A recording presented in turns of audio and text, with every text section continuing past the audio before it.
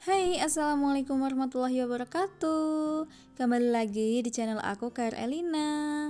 Gimana nih kabar teman-teman hari ini? Semoga tetap diberikan kesehatan ya dimanapun kalian berada, dan tentunya tetap diberikan kelancaran rezeki dan kesehatan. Kali ini aku mau bersih-bersih kamar mandi ya teman-teman. Ini tuh kamar mandi aku yang gak sempat aku bersihin selama 1 minggu lebih mungkin ya. Ditambah lagi, adik aku tuh tiap kali mandi pasti ada aja yang dibawa ke kamar mandi, entah mainan, entah apa, pasir kadang ya. Kalau untuk lantainya, aku tuh sering sikatin ya kalau habis mandi kayak gitu ya teman-teman. Tapi kalau untuk ini temboknya ini, yang keramik juga ini aku jarang banget bersihin emang. Palingan ya 1 minggu sekali itu baru aku sikat-sikat ini ya keramik temboknya.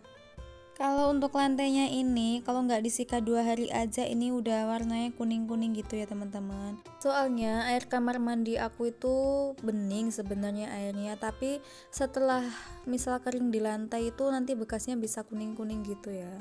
Aku juga nggak tahu kenapa kok bisa begitu. Ditambah lagi kamar mandi aku ini nggak ada ventilasi udaranya ya teman-teman, cuma langsung ke pintu kamar mandi aja. Jadi kalau udara itu kalau di kamar mandi itu rasanya pengap banget ya, jadi gampang banget muncul jamur-jamur di pojok-pojok gitu. Untuk bersih-bersih kali ini aku cuma pakai rinso cair ya teman-teman, makanya aku nggak pakai sarung tangan. Aku itu kalau mau bersih-bersih pakai karbol atau pakai pembersih lantai yang lain itu aku suka nggak tahan ya kalau di kamar mandi itu, soalnya pengap banget. Ini tuh aku sebenarnya udah pengap banget ya, tapi emang aku niatin buat bersih-bersih kamar mandi. Kalau mau bersih-bersih itu enaknya dari yang atas dulu ya teman-teman, jadi kita tuh nggak 2 kali kerja. Untuk lantainya ini aku sikat sampai 2 kali ya teman-teman, biar semakin bersih dan gak licin, soalnya kan pakai rinso juga. Awal-awal tuh aku pernah nyoba beli pembersih lantai yang di online itu ya, yang katanya tuh bisa ngilangin kerak dan lain sebagainya. Tapi setelah aku coba ya hasilnya nggak ngefek sama sekali, cuma emang baunya di kamar mandi itu wangi aja ya.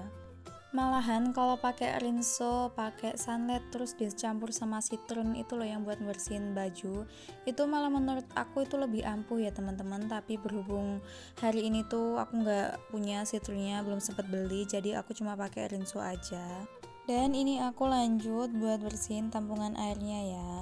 Aku ganti dulu ini spons buat ngebersihinnya. Kalau tadi itu pakai yang agak kasar, ini tuh aku udah ganti pakai yang lebih lembut ya teman-teman.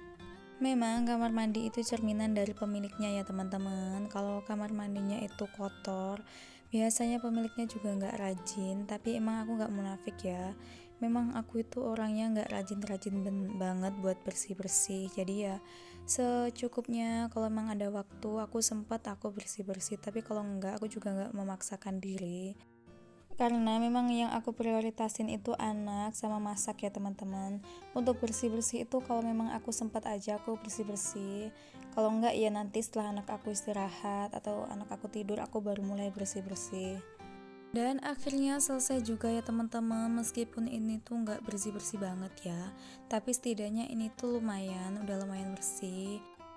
Setelah selesai bersih-bersih kamar mandinya dan aku juga udah mandi, ini aku mau lanjut buat ngejemur pakaian yang kemarin aku cuci ya. Ini tuh kemarin teman-teman. Jadi pagi itu aku baru sempat buat ngejemurnya.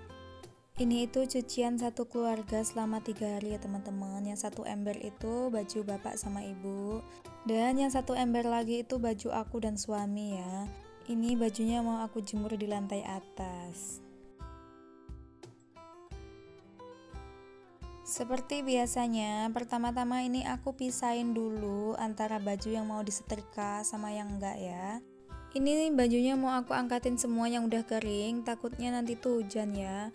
Soalnya kalau hujan di sini tuh tampu ya teman-teman, kena angin gitu. Sekarang tuh udah kelihatan banget kalau mendungnya tuh pekat, jadi aku takutnya nanti kalau hujan, ini buru-buru aku angkat ya. Bener banget, belum sampai 5 menit ini tuh udah gerimis rintik-rintik ya teman-teman. Ini aku mau angkatin kerupuknya. Untuk kerupuk yang ada di karung ini tuh udah kering, tinggal goreng aja ya. Terus untuk yang ditampah-tampah ini tuh belum kering banget ya. Ini tuh tinggal nunggu besok kalau misal panas ini dijemur lagi. Sorenya insya Allah udah bisa digoreng ya. Ini aku angkat semua soalnya udah gerimis ya teman-teman.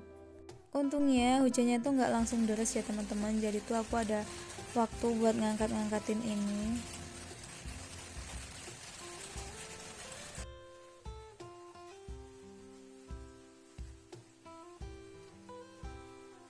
Alhamdulillah satu persatu pekerjaannya selesai ya teman-teman. Ini aku mau lanjutin buat ngejemur bajunya. Soalnya tadi terjeda sama hujan ya teman-teman, ngeburu kerupuknya biar nggak kehujanan. Jadi bajunya ditinggalin dulu. Berhubung sekarang itu lagi musim hujan ya teman-teman, hujannya tuh nggak nentu, kadang pagi hujan, kadang sorenya hujan. Tapi aku tuh ada cara khusus buat ngeringin baju biar cepat kering ya teman-teman. Salah satunya yaitu aku kasih jarak antara baju satu sama baju yang lainnya ya. Kalau musim hujan kayak gini tuh cuma bisa ngandelin angin ya biar cepat keringnya. Dulu sebelum aku tuh punya mesin cuci, aku nyucinya juga pakai tangan ya teman-teman. Jadi tiap kali nyuci tuh aku dibantuin sama adik aku tuh buat meresnya ya biar bener-bener kering. Setelah itu tuh aku kebut-kebut, apa ya bahasa Indonesia, dikebut-kebut itu intinya dihilangin airnya itu, diempas-empas gitu ya biar lebih kering, terus nanti digantung diangin-anginin. Biasanya itu 1 hari aja udah kering ya teman-teman. Aku tuh kalau baju sekolah dulu tuh juga gitu cara nyucinya. Hari Minggu tuh aku nyuci, terus kan Seninnya dipakai lagi ya. Itu Seninnya itu udah kering, udah bisa dipakai lagi, tinggal nyetrika aja. Karena jadi orang gak punya itu banyak banget ya pelajarannya. Bisa hidup dimanapun dan dengan kondisi apapun ya teman-teman. Lanjut, ini aku mau angkatin baju anak aku yang udah kering ya. Soalnya aku mau nyuci baju anak aku juga yang banyak banget, itu udah kotor semua ya. Mumpung dia tuh lagi tidur sama utinya, jadi waktunya aku manfaatin buat beres-beres rumah. Kalau banyak yang bilang, enak ya kamu tuh punya mertua baik, enak ya kamu tuh hidupnya kecukupan dan lain sebagainya. Menurut aku semua itu selang sinawang ya teman-teman, dan tinggal kita pintar-pintar nempatin diri ya. Kalau sama mertua gimana, kalau sama suami sama anak harus gimana. Ini menurut pengalaman pribadi ya teman-teman. Jadi untuk baju anak aku itu aku masih cuci manual ya teman-teman, alias cuci kucek ya. Soalnya kalau mau aku cuci di mesin cuci itu bajunya takutnya cepat rusak ya teman-teman. Toh ini tuh bajunya enteng-enteng ya, jadi nggak begitu berat banget kalau dicuci pakai tangan. Untuk baju kita tuh nggak punya baju banyak-banyak ya, cuma berapa setel aja gitu. Nanti kalau emang benar-benar udah nggak bisa dipakai, kita baru beli lagi. Karena menurut aku kalau banyak-banyak baju itu bikin sumpek ya teman-teman. Pertama itu ya sumpek nyucinya, terus sumpek nyimpennya, kadang di lemari itu penuh. Jadi kita tuh harus beli lemari baru lagi buat nyimpen baju-baju kita yang banyak itu. Jadi setelah menikah itu aku emang putusin buat kurang-kurangin beli baju ya teman-teman. Pertama ya aku menghemat pengeluaran, kedua biar hidup tuh lebih simpel aja ya. Ternyata setelah menikah dan punya anak itu masih banyak banget kepentingan dan urusan yang lebih penting daripada baju ya teman-teman. Asalkan baju yang sekarang itu masih layak dan masih bisa dipakai, aku tuh usahain buat gak beli baju banyak-banyak ya teman-teman. Dan hal seperti ini tuh aku terapin juga buat anak aku, supaya dia tuh kedepannya lebih hemat, lebih disiplin, dan tidak mengedepankan gengsi ya. Soalnya banyak banget anak zaman sekarang itu ya belum bisa cari duit tapi dia tuh konsumtif banget ya. Apa-apa minta orang tua, kalau nggak dibeliin marah, ngancam sama orang tuanya. Tentunya itu sangat membebani orang tua ya teman-teman.